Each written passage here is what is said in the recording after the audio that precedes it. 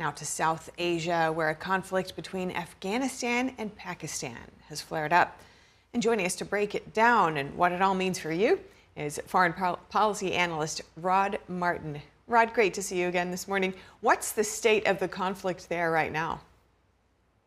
Well, it's really quite remarkable, and it's getting almost no attention because of Iran, and rightly so, for goodness sake. What's happening in Iran is extraordinary, and I really do believe that we could see a true regime change, a true free Iran, and that would be a boon to the world.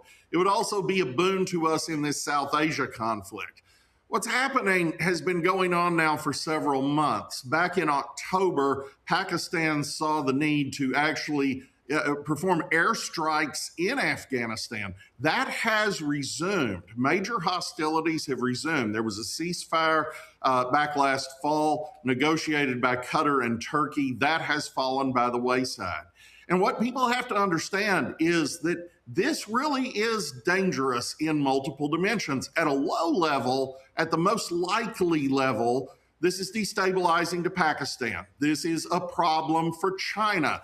The Afghans are seeking to draw China in. They want a bunch of that sweet Belt and Road Initiative money, and they're not getting it. The Chinese consider the Taliban to just be a gang of bandits, and they don't think they can make any meaningful contract with them, which of course is true.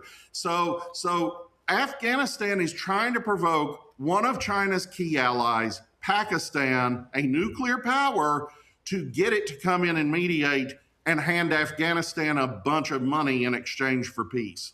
So would you say this aspect with China is the main reason for the conflict? Yes, it's negotiation through violence, but there's a bigger story. The nightmare scenario is that Afghanistan is a word that means land of the Pashtuns. Well, the Pashtuns are divided more or less equally between Afghanistan and Pakistan.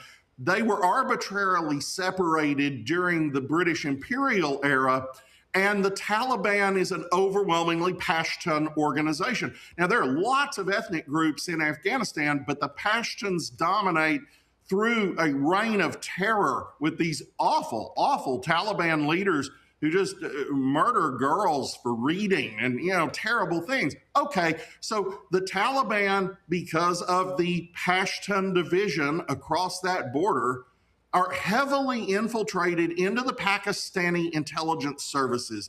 They have been successful in carrying out all kinds of attacks on police and military installations throughout the country. That's what sparked this latest round of airstrikes.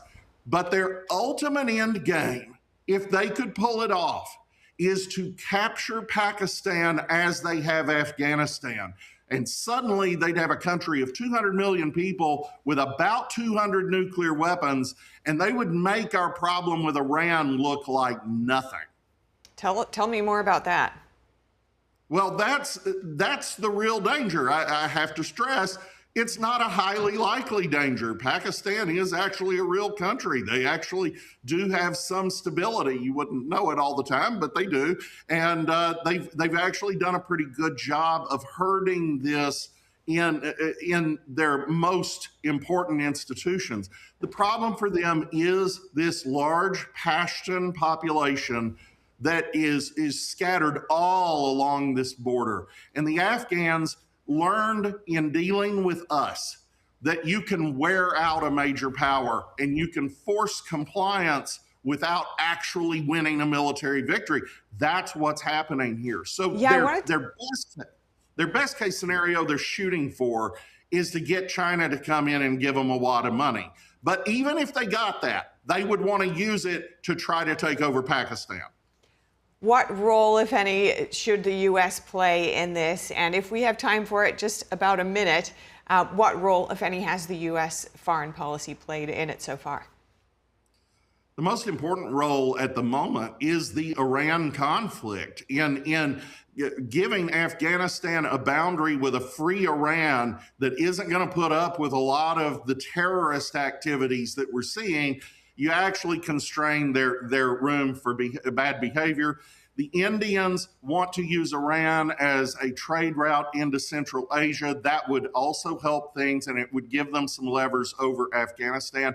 But ultimately, we need to shore up the security resources of Pakistan, not troops on the ground, not anything crazy like that. We don't need to get involved in this war, but we need to make sure that Pakistan's nuclear weapons are secure and that its government can't be overthrown by this tremendous terror organization. That could become the biggest flashpoint in the world. Well, thank you so much for shedding light on this development. Rod Martin, thank you. Thank you.